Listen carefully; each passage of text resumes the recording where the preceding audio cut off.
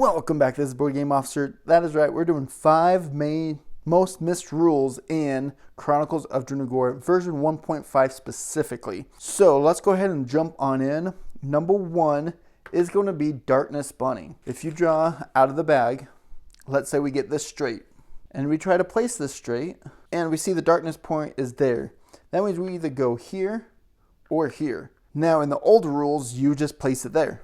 But with the 1.5 specifically, even though it fits on the board, and it technically does fit, but if we look at it, if we broke it down into 3 individual pieces and it would get the hero Jaheen here, then it will break down. So in the rules, even though this fits, you would take this away and you would place 3 individual darkness tiles here, so it would get Jaheen.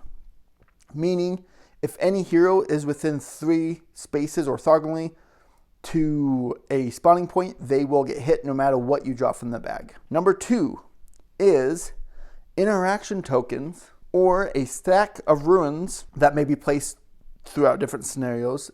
If they're on the board, they are considered a solid object, meaning one cannot move through it. Heroes or enemies will not be able to move through that area because it is a solid object.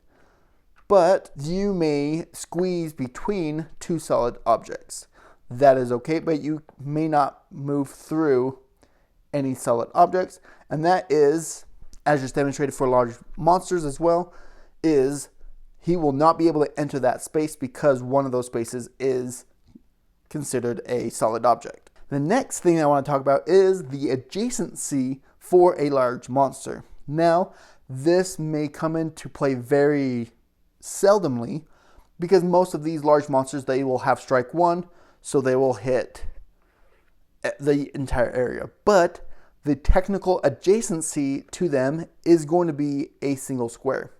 So even though he will hit that whole square, he is only technically adjacent to these squares there. So if anything comes up that says if you are adjacent to this monster, you are not adjacent to that monster. Even though he has the bigger reach, he's still technically adjacent to the normal outside squares from his figure. The next point here, let's say there is a door here and we open that door and it says to place a bridge.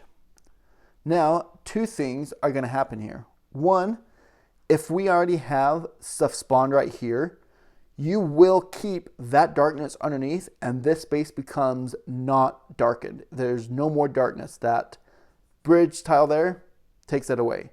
Now, let's say we hadn't spawned any darkness there and this bridge covers that spawning point. That spawning point is no longer there. Therefore, if you have to spawn anything, you do not look underneath it. It is no longer on the board. You ignore it. So bridges can actually help you. Last thing here is the crush damage. If both heroes are on darkness and you are told to draw another one, you do not spawn that. However, everyone receives crush damage, which is equal to the amount of players. So if we have 2 players here, each character will take 2 damage. Now, that ignores any special ability that says you suffer no damage from darkness. If you have that, you will still take crush damage. Crush damage is not the same thing as darkness damage. So that's one thing I really wanted to point out. There you have it. There's 5 rules that you might have missed. So go ahead and click up there for a Start Here guide and click up there for how to play. And I will see you later.